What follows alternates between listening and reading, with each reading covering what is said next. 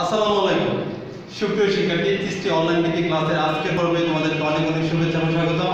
আজকের পর্বে হাজির হয়েছি আমি তোমাদের সাব্বির স্যার, সহকারী শিক্ষক গণিত, সৃষ্টি সেন্ট্রাল স্টুডেন্ট কলেজ জামালপুর শাখা। সুপ্রিয় শিক্ষার্থী, আজকের পর্বে তোমাদের টপিক হচ্ছে প্যাটার্ন। মনে রাখবে, প্যাটার্ন দিয়ে কিন্তু তোমাদেরকে ফুললি একটা সৃজনশীল অ্যান্সার করতে হবে এবং পাশাপাশি তোমাকে এমসিকিউ অ্যান্সার করতে হবে। সো সৃজনশীল এবং এমসিকিউ এটা কিন্তু তুমি বেসিকটা যদি ভালোভাবে ধারণা নিতে পারো, তো এমসিকিউ তো প্রবলেম হবেই না, পাশাপাশি তুমি সৃজনশীল এই বেসিকে তার অনেকগুলো অ্যান্সার করতে পারবে। সুপ্রিয় শিক্ষার্থী, আজকে এই প্যাটার্নের বেসিক নিয়ে আমি আলোচনা করব। আশা করি সবাই মনোযোগ সহকারে ক্লাসটা ফলো করবে, দেখবে, শিখবে এবং কি জানবে। সুপ্রিয় শিক্ষার্থী, চলো এবার শুরু করা যাক। ফার্স্ট আমরা দেখবো প্যাটার্নটা কি। আমরা প্যাটার্ন নিয়ে আলোচনা করবো। সো আগে প্যাটার্নের সংজ্ঞাটা আমাদেরকে জানতে হবে। তো দেখো, ইন দ্য মিন টাইম আমি প্যাটার্ন ইভেন মৌলিক সংখ্যা যাই বলো আমি হোয়াইট বোর্ডে রেখেছি তোমাদের সুবিধার্থে। এখন দেখো প্যাটার্নটা কি। নির্দিষ্ট পন্থায় কোনো কিছু সাজানোকে, নির্দিষ্ট পন্থা মানে কি নিয়ম বা উপায়, আবার নির্দিষ্ট নিয়মে কোনো কিছু সাজানোকে গাণিতিক ভাষায় কি বলা হয়? প্যাটার্ন বলা হয়। আচ্ছা, মানে কি সাজাবো, সেটা সংখ্যাও হতে পারে, বা তুমি কিছু ফুলদানি সাজাইছো সেটাও হতে পারে, বা তুমি তোমার পড়ার টেবিলে কিছু বই সাজাইছো সেটাও হতে পারে, সেটাও প্যাটার্ন আগে হতে পারে। সো দেখো, আমরা প্যাটার্নের সংজ্ঞাটা জানলাম, আমি আবারও রিপিট করতে সংজ্ঞাটা। নির্দিষ্ট পন্থায় কোনো কিছু সাজানোকে গণিতের ভাষায় কি বলা হয়? প্যাটার্ন বলা হয়। প্যাটার্ন হচ্ছে সাধারণত দুই প্রকার, এক হচ্ছে কি বীজগণিতিক প্যাটার্ন, আর একটা হচ্ছে কি জ্যামিতিক প্যাটার্ন। এখন বীজগণিতিক প্যাটার্নটা কি সেটা আমরা দেখবো। বীজগণিতিক প্যাটার্ন অর্থাৎ যেগুলো বীজগণিতিক প্রতীক বা চলক বা অঙ্ক ধারা যেগুলো যে তোমার প্যাটার্ন সাজানো হয় সেটা হবে কি বীজগণিতিক প্যাটার্ন। অর্থাৎ কি বলেছে, যেমন ধরো 1 2 3 4 5 এগুলো দিয়ে যে প্যাটার্ন সাজানো হবে, বা 2 3 5 7 বা বিজোড় সংখ্যা বা জোড় সংখ্যা এগুলো দিয়ে যে প্যাটার্ন সাজানো হবে সেটা হবে কি অবশ্যই বীজগণিতিক প্যাটার্ন। এরপর আমরা যাবো জ্যামিতিক প্যাটার্ন। জ্যামিতিক প্যাটার্ন সেটা আমরা দেখব। জ্যামিতিক চিত্রগুলা যে প্যাটার্ন নির্ধারণ করে, অর্থাৎ জ্যামিতিক চিত্রগুলা সেটা আয়তক্ষেত্র হতে পারে, সেটা ত্রিভুজ ক্ষেত্র হতে পারে, সেটা বৃত্তক্ষেত্র হতে পারে। অর্থাৎ জ্যামিতিক চিত্রগুলা যে প্যাটার্ন নির্ধারণ করে সেটা হবে কি অবশ্যই জ্যামিতিক প্যাটার্ন। সুপ্রিয় শিক্ষার্থী, তো আমরা প্যাটার্ন দেখলাম, প্যাটার্ন কত প্রকার সেটাও দেখলাম। এখন আমরা দেখব মৌলিক সংখ্যা। দেখো, মৌলিক সংখ্যা নিয়ে কিন্তু আমরা অনেক ধারণা অনেক মানে ক্লাস 6 এ পেয়েছি, তারপরে 7 এ পেয়েছি, এবার ক্লাস 8 এও এখন আমরা দেখব যে মৌলিক সংখ্যা কি। অর্থাৎ একটা রিভিশনের মতো হয়ে যাবে, কারণ তোমরা তো 6 এ মৌলিক সংখ্যা কি সেটা তো জানোই, সেখানে একটু রিভিশনটা হয়ে যাবে আমার সাথে সাথে। তো মৌলিক সংখ্যা কাকে বলে আজকে একটু সংখ্যাটা দেখি। এক থেকে বড় যে সকল সংখ্যা এক এবং ওই সংখ্যা ব্যতীত, ওই সংখ্যা বলতে যে সংখ্যার কথা মিল করবে, অর্থাৎ এক থেকে বড় যে সমস্ত সংখ্যা এক এবং ওই সংখ্যা ব্যতীত আর কোনো গুণনীয়ক নেই তাদেরকে কি বলা হয়? মৌলিক সংখ্যা বলা হয়। আমি সংখ্যাটা এভাবেও দিতে পারি যে এক থেকে বড় যে সমস্ত সংখ্যা এক এবং ওই সংখ্যা ব্যতীত আর কোনো সংখ্যা দ্বারা কি নিঃশেষে ভাগ করা যাবে না, নিঃশেষে ভাগ করা যাবে না, তাকেও মৌলিক সংখ্যা বলা হয়। আমরা উদাহরণ দিতে পারি, যেমন ধরো 2 3 5 7, তারপর হচ্ছে কত 7 পরে 11 আসতে পারে, 13, তারপর হচ্ছে কত 17, তারপর 19, তারপর হচ্ছে কত 23। এগুলো হচ্ছে কি মৌলিক সংখ্যা। আমি আরেকটু দেখি, দেখো 2টা দেখো, 2 2 একে 2, বা দেখো এখানে 1 এবং 2 ছাড়া, অর্থাৎ 2 এর 1 এবং 2 ছাড়া আর কিন্তু কোনো গুণনীয়ক নেই। সো আমরা বলতে পারি কি 2 হচ্ছে কি মৌলিক সংখ্যা। আমরা আরেকটু চিন্তা করতে পারি, আমরা একটু 4টাকে দেখি। যেমন 4 এর ক্ষেত্রে আমরা দেখি, দেখো 4 একে 4, 2 দিয়ে গুণ কত 4। আবার কি চিন্তা করতে পারি যে 4 গুণ কত 1। তাহলে দেখো এখানে দেখো 4 এর ভিতরে 3টা গুণনীয়ক চলে আসছে। এক হচ্ছে 1 হচ্ছে 4 এর একটা গুণনীয়ক, 2 হচ্ছে 4 এর একটা গুণনীয়ক, আবার 4 হচ্ছে কি 4 এর একটা গুণনীয়ক। অর্থাৎ সংখ্যাতে কি বলছে 2টার বেশি গুণনীয়ক থাকা যাবে না, অর্থাৎ 1 এবং ওই সংখ্যা ব্যতীত আর কোনো গুণনীয়ক থাকবে না, সেটা হবে কি মৌলিক সংখ্যা। কিন্তু 4 এর ক্ষেত্রে হয়ে গেছে কি 1 হয়েছে 4 হয়েছে এবং সাথে আরেকটা কি হয়েছে 2 হয়েছে। সো 4 কিন্তু মৌলিক সংখ্যা হবে না। তো দেখো 3 এর ক্ষেত্রে কি আমরা চিন্তা করতে পারি, 3 একে 3, অর্থাৎ 3 হচ্ছে কি একটা গুণনীয়ক আর হচ্ছে 1 হচ্ছে একটা গুণনীয়ক। সো আমরা বলতে পারি কি 3 হচ্ছে কি মৌলিক সংখ্যা। সুপ্রিয় শিক্ষার্থী, দেখো মৌলিক সংখ্যা নিয়ে কিন্তু তোমাদের ক্লাস 8 বলো 9 বলো তারপরে হচ্ছে 10 বলো বা উপরে ক্লাসে যত বলো মৌলিক সংখ্যা নিয়ে কিন্তু অনেক প্রশ্ন হয়ে থাকে। যেমন একটা প্রশ্ন হয় যে পৃথিবীতে একমাত্র জোড় মৌলিক সংখ্যা কে? 2। আবার 2 দিয়ে কিন্তু আরেকটা প্রশ্ন হয় যে সবচেয়ে ছোট মৌলিক সংখ্যা কে? সবচেয়ে ছোট মৌলিক সংখ্যা হবে কত 2, আবার একমাত্র জোড় মৌলিক সংখ্যা হবে কত 2। আবার মৌলিক সংখ্যা নিয়ে আরেকটা প্রশ্ন হতে পারে এমসিকিউ, যে ইরাটোস্থিনিস স্থাপনের সাহায্যে কি নির্ণয় করা যায়।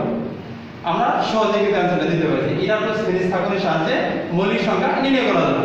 তো দেখো মৌলিক সংখ্যা নিয়ে আমরা দুইটা প্রশ্ন পেলাম, এক হচ্ছে ইরাটোস্থিনিস স্থাপনের সাহায্যে, তারপর 2 এর দ্বারা।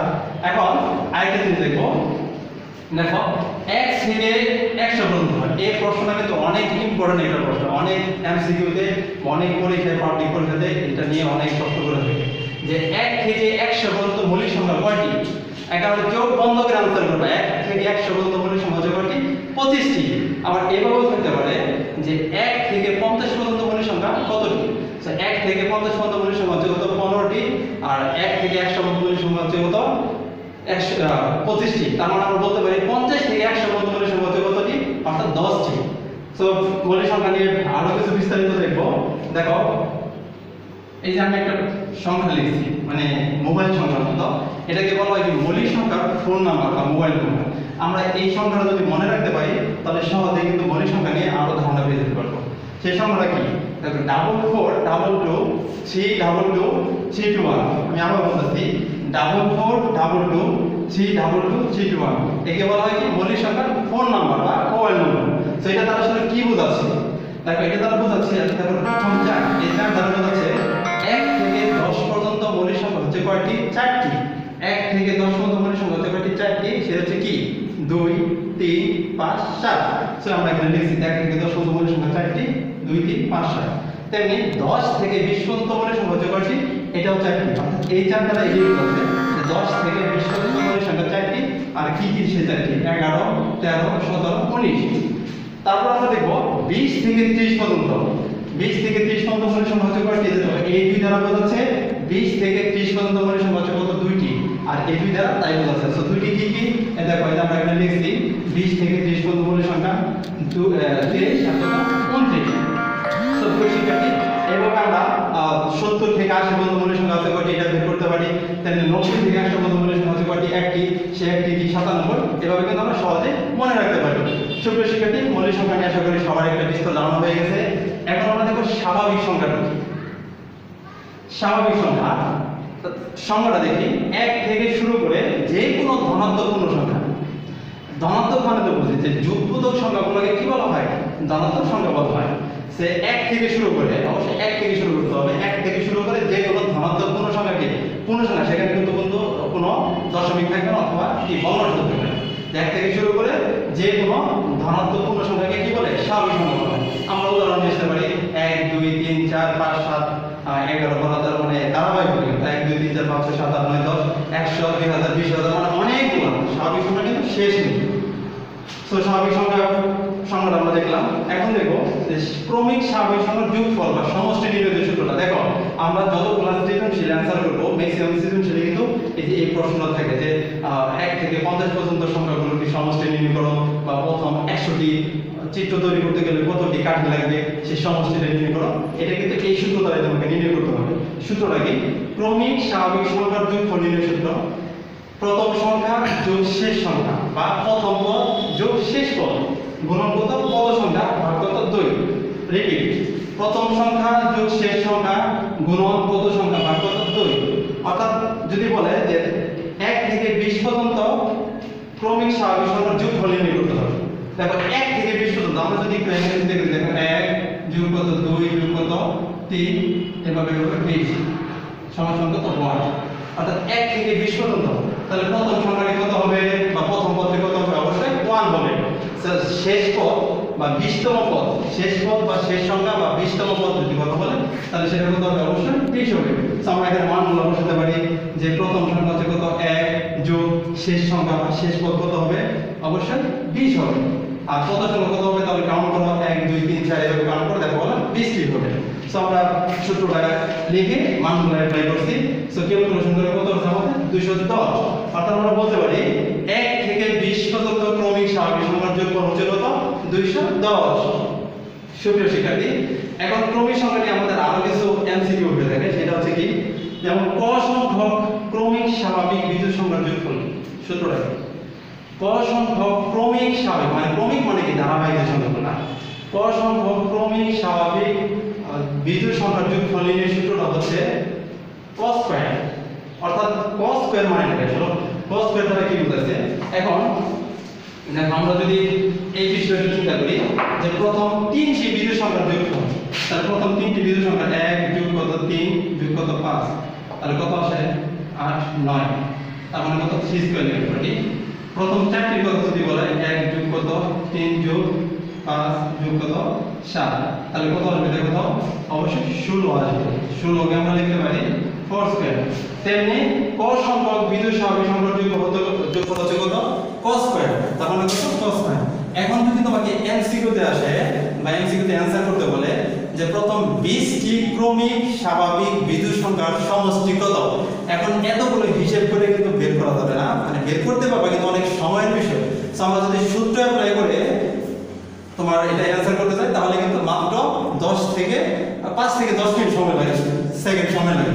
সো যদি 20টি ক্রমিক স্বাভাবিক সংখ্যার কথা বলে, বিজোড় স্বাভাবিক জোড় সংখ্যার কথা বলে যে সমষ্টি নির্ণয় করো, তাহলে কয়ের মান তুমি 20 বসায় উপরে স্কয়ার করে দিবে, আর যেটা আসবে সেটা হচ্ছে কত 400 মিলি। এই 400 হচ্ছে কত প্রথম 20টি ক্রমিক বিজোড় সংখ্যার যোগফল নির্ণয়ের সমষ্টি। সুপ্রিয় শিক্ষার্থী, এখন আমরা আরেকটা দেখব, সেটা হচ্ছে ক সংখ্যক ক্রমিক স্বাভাবিক জোড় সংখ্যার যোগফলের নির্ণয় সূত্র। এর আগে এটা বলছি কি বিজোড় সংখ্যার যোগফল নির্ণয়ের সূত্র, এখন আমরা যেটা দেখব যে ক সংখ্যক ক্রমিক স্বাভাবিক জোড় সংখ্যার যোগফল নির্ণয় সূত্র। সূত্রটা হচ্ছে কি ক ইনটু কত ক প্লাস কত 1। এখন যদি তোমাকে বলে যে 15টি প্রথম 15টি ক্রমিক বিজোড় সংখ্যার যোগফল নির্ণয় করো, তাহলে কয় মান হয়ে যাবে কত 15। যদি 10টির কথা বলে তাহলে কয় মান আমরা পাবো কত 10 ইনটু কত 10 যোগ কত 1, ক্যালকুলেশন করে দিতে হবে, সেটা হচ্ছে কি আমাদের অ্যানসার। এখন দেখো এটাতে আরেকটা বেসিক হচ্ছে তোমাকে পরীক্ষায় মানে সৃজনশীলে কোন নম্বরে থাকে আমি শুনেছি ফিবোনাকি সংখ্যা কাকে বলে, যদিও আমি হোয়াইট কেটেও খাইনি, তারপর আমি তোমার সংখ্যাটা বলতেছি যে ফিবোনাকি সংখ্যাটা কি। ফিবোনাকি সংখ্যার মানে সংখ্যাটা হচ্ছে পর পর দুটি সংখ্যার যোগফল, অর্থাৎ পাশাপাশি দুটি সংখ্যার যোগফল যদি পরবর্তী সংখ্যার সমান হয় তবে তাকে কি বলে, তাকে ফিবোনাকি সংখ্যা বলে। আমরা একটা উদাহরণ দিতে পারি ফিবোনাকি সংখ্যা কি বলছে দেখো 0 1 1 2 3 5 8 etc। দেখো কি বলছে পরপর দুটি সংখ্যার যোগফল, অর্থাৎ 0 এবং 1 এই দুটো কিন্তু পরপর মানে কি পাশাপাশি, পাশাপাশি দুটি সংখ্যার যোগফল পরবর্তী সংখ্যার সমান হবে, অর্থাৎ পরবর্তী সংখ্যা কত 1, তাহলে 0 এবং 1 যোগ করলে হয় কত 1। আবার দেখো 1 এবং 1 যোগ করলে কত হয় 2, অথবা এইভাবে চিন্তা করো যে 3 এবং 5 যোগ করলে কত হয় 8, অর্থাৎ দুটি সংখ্যার যোগফল কত 8। সো এটা হচ্ছে কি ফিবোনাকি সংখ্যা। আশা করি সবাই এই বেসিক বিষয়টা নিয়ে অনেক ধারণা হয়েছে, আশা করি সবাই বুঝতে পারছো। এখন যদি এখান থেকে কোনো এমসিকিউ থাকে অ্যানসার করতে পারবে, আমরা পরবর্তী ক্লাসে তোমাদের ডিসিশন নিয়ে আলোচনা করব। এই পর্যন্ত সবাই ভালো থাকবে, সুস্থ থাকবে। আসসালামু আলাইকুম ওয়া রাহমাতুল্লাহি ওয়া বারাকাতুহু।